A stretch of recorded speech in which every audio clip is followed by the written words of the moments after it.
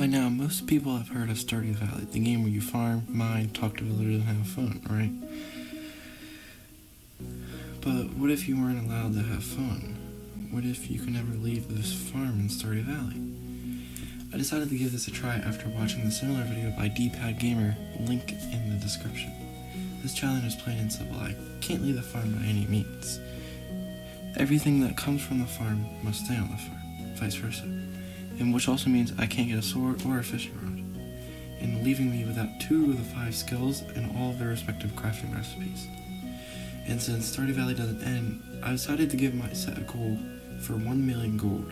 This challenge was interesting, so let's get started. First thing, we need to pick which farm to use. And this is the most important part of the challenge. Since the standard farm has the most tillable spots, but that's all for it, the Riverland farm has space to fish, but without fishable, it's pretty much useless. The forest farm has extra spaces for renewable tree stumps and a lot of bushes for fruits. The hilltop farm has a large quarry to mine rocks and ores for resources. The wilderness farm can spawn enemies during the night, and the little quarry can boost seeds, spawn rates, and has the second most tillable ties with a quarry. The beach farm has supply crates, but no spots to farm, and the meadow farm pretty much just has chickens. And the first farm to eliminate are the Riverland, Beach, and Meadow farms, since they don't allow much farming space with significant advantages in the slightest. Secondly, the forest farm loses, since the only real good thing is hardwood, which can be gained through the foraging skill level. And same thing with the wilderness, since the only thing about is the monsters, and you can also turn this farm for any of the farms, and which leaves us with a standard 4 corners and hilltop. But the standard is out just because there's nothing of really great value, and the hilltop is just stupid, which leaves us with the 4 corners farm, which has a small quarry and boosts gained seeds, with the second highest tillable. But I started this before I did the research, so I kind of just picked the standard farm, which you're kind of watching right now, but after a week I realized there's nothing I can do. So let's get into it. During the first couple of weeks, I spent the days clearing the farm looking for mixed seeds and getting familiar with the resources, planting my first trees to start leveling up my skills, and saving any found mixed seeds for later use during the summer until the spring. Since mixed seeds, when planted in the spring, can either give parsnips, cauliflower, but mixed seeds in the summer can give peppers, wheat, corns, or radishes. And since pepper and corn can go multiple harvests in the fall, waiting until the summer is just more sensible. And waiting until the summer, we continue to mine corn, chopping trees, and plant mixed seeds, preserving any crops harvested to sell for later money, and transitioning into the later season. Nothing much happens. Pierre tells us buy more seeds.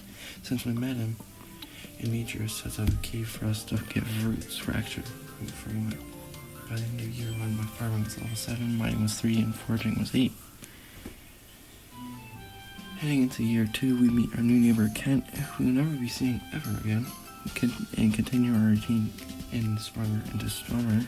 On the 17th day, we hit level 10 in foraging, gaining access to hardwood. But luckily, hardwood just does not do anything for us, which means I waste a lot of time doing it. Hooray! And on the 3rd of fall, I reached farming level 8. Gaining access to cakes, but that's also good. And during my 3rd year of our visit, Grandpa visited our farm just to tell us the farm and me are broke little boys who have been accomplished nothing in life. Then he liked to count leaves. Never liked him anyways. Now on the 14th day of summer, we gained the miraculous level 9 farming. This gained us access to seed matrix, which allows us to start turning into a real farmer. But to make seeds, we need gold ore. And luckily, gold ore can spawn in the quarry, but only at mine level 7. It just so happens we're only at mine level 5.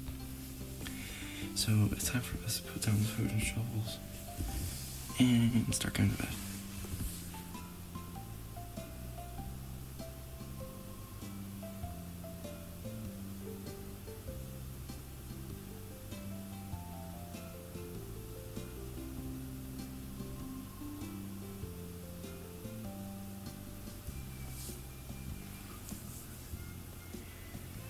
Getting back on track, we make it to mine level 7, and 2 years later the farm is a complete mess.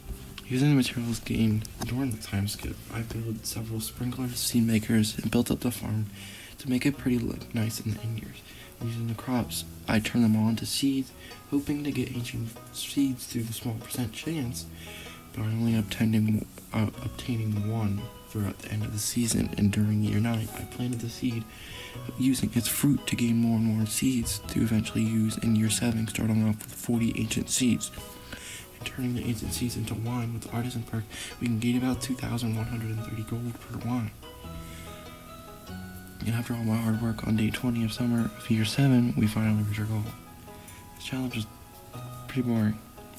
I mean, the thing about farming is it makes $1 million in leaves without ever leaving his property or talking to him. It's definitely a weird situation to be in, but thanks for watching. Don't try this. See you later, not sooner.